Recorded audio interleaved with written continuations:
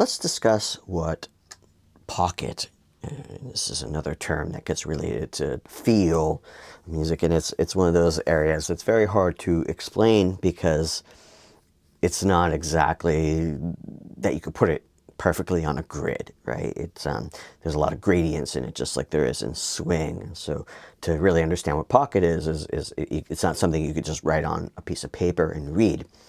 So I want to just talk about my philosophy on what pocket and feel is. You could check out my other video about swing, and I go into details using a very similar method of what swing is. Pocket is a little different. I mean, pocket can also relate to swing, and that's a bit of a slang that people use, and they say pocket. It has to do with the way that you, as a player, how you sense and how you move, like with swing, and how you move the notes around. And you'll find that different players have different sensitivities to how they're able to manipulate this, or I would say what their favorite, if you want to call them presets, are. Right? When you say to do a swing, some drummers might put the pocket and they might put the swing there. Again, refer to my video on swing. And other players, their default swing might be here. So this is what gets associated with certain musicians. People get used to those default or preset feels. They're sets of you keep using the word presets. I'm trying to think of a better term to explain it, but I feel like that's the best way. They're human presets, and people get to know players for their I guess most commonly used feel presets, right? And that becomes connected to them as a player. Now, I want to dive a little deeper into this and not just talk about pocket and feel from the perspective of swinging, which is really just moving these inner eighth notes around together, in combination. And not just, swing isn't just moving one of them and leaving the other eighth note alone. And I mentioned with swing that we leave the downbeats alone. But one of the points of pocket that I'm going to talk about, this relates to different types of music, and it could be like punk or it could be reggae. There isn't just one tempo, and we're programmed to think that, okay, you put a metronome on, and if you're not completely on the grid, then you're out of time. But that's, I would say, a very narrow way of looking at time and music. Real music doesn't always work that way, and some of it does, and some of it is on a perfect grid where everything is exactly spaced apart from each other, and that's it, right? And you want it to be that way. But not all music is. Even within one tempo, let's say 120, right? There is quite a few different options for how that 120 can feel.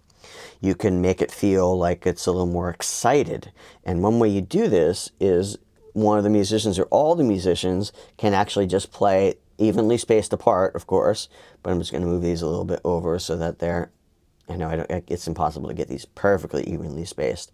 But the idea is I took all the notes that I'm playing and I just shifted them back a little bit so they feel like they're slightly hitting before the beat happens. So they're a little rushed, right? And rushing usually gets used as a term to notate something that's bad, but it's not always bad because it puts a bit of excitement into the music. And if we think of like punk, right? Punk music has a lot of energy to it, a lot of aggression to it.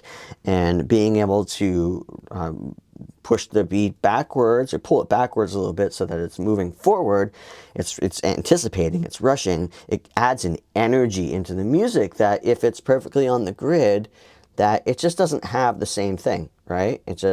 It lacks a little bit of that energy. It may be perfectly in time with the click track, but it doesn't feel great. Now, first thing I want to stress about this, the difference that makes somebody really great at using these tools of pocket and not, is that the greats know how to move all these notes in conjunction with each other as a series, right? People that aren't finessed at this end up occasionally just moving a random note that's rushed, and it's out of context. So context has a lot to do with everything. Manipulating feel has a lot to do with knowing about where you're placing all the notes in relation to each other. Okay? So the same thing could be said about pushing something forward. There's times, and again, we may be playing at 120, that we might want it to feel more relaxed. Okay, we don't need it to feel so energetic. I mean, it's 120, it's a good tempo, but we just want it to feel a little more chill and maybe not as urgent. And by taking all the relationships to the notes and just pushing them later, actually allows the feel to be more relaxed, right? It doesn't feel as urgent. Okay. Now the beauty of this is everybody could be doing this at the band at the same time, or sometimes it's only one musician, right? Sometimes it's the guitar player, and maybe the drums and the bass are right on the grid, right? But the guitar player is taking their pocket and they're just maybe making it just a little bit late, right? Again, it's not randomly late. There's control over the whole relationship of all the notes in order to create that feeling where it feels like the guitar's behind. Now, you'll find this sometimes in reggae music. And I know that nowadays with quantization, all this, everybody's instinct is to put everything on the grid. But one thing I will say about that, and if everybody's playing sometimes exactly perfectly on the grid, is I guess I would say it masks parts sometimes. Sometimes when a bass drum is a little later than a bass guitar, it allows the bass to be heard a little bit, right? And the drummers like Levon Helm used to have a lot of control over this, and sometimes Levon would intentionally let a bass note just be a little later, a snare drum hit, just to allow something else to come through. So he was actually controlling in the time in a lot of ways, right? And drummers have a lot of power of this. They're the keepers of time, and that doesn't always mean like they're supposed to obey the click track like the almighty, right? It's meant to be how they're framing the time for you to build up around it, right? The frame of the house.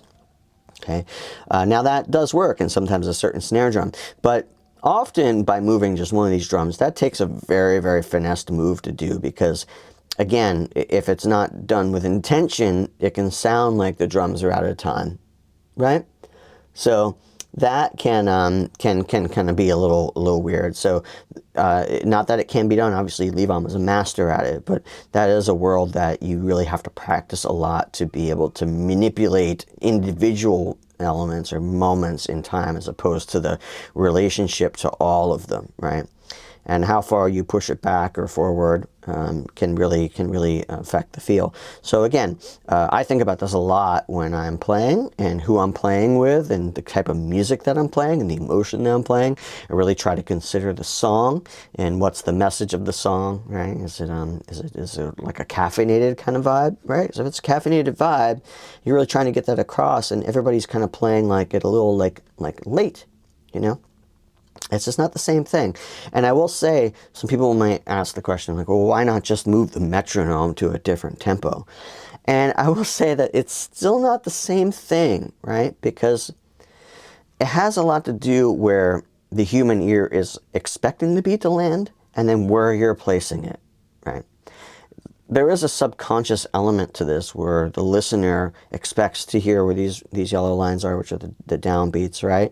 They're expecting it there, and by something being a little early or a little late, it really plays with their expectation a little bit and creates this psychological effect. In fact, like moving it early creates this psychological effect of rushing, of excitement, right? And just like pushing it back creates this psychological effect of maybe being relaxed, right? Or more chill.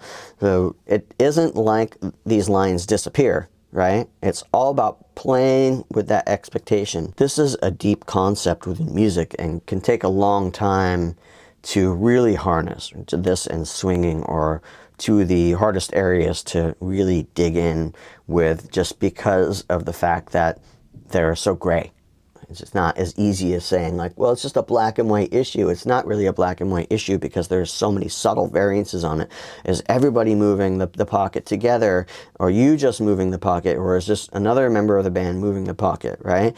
I think deciding that, and deciding how far that is really tricky, and you have to become very sensitive to these very, very, very minute changes, because often it's just a real subtle change that can make a world of difference. We're not very often talking about these drastic movements forward or backwards, right? We're often talking like just little nudges, right? And sometimes on recordings, I've worked with musicians, and I got a performance that I wasn't happy with, or they weren't they didn't have the skill level to really be able to understand this nuance. Sometimes I've had to take the whole recorded drum track, and imagine this is just the WAV file here, and I've had to take like the whole drum track and I've had to bump it forward or backward a little bit to make it match the feel that I was going for. That's another thing that you could do in the DAW. This isn't really like the desired way of doing it. It's best to have the performance played that way, but sometimes it just doesn't roll out that way, and you have what you have, right? So in the last minute effort, you can kind of just nudge apart. It doesn't just have to be drums, it could be guitar or bass, and you can nudge it forward or backward to get it to sit right within the track. Or if you like what you're seeing, you can find me at anatomyoftone.com, and please subscribe. You want to see more videos like this, and give me a hand getting my rankings up higher in YouTube. I'll be sharing a ton of music theory, guitar, drum, bass, keyboard. Did I leave anything out? I'm not sure. Music theory, recording tips in the future. So I hope to see you later, and feel free to reach out with any questions.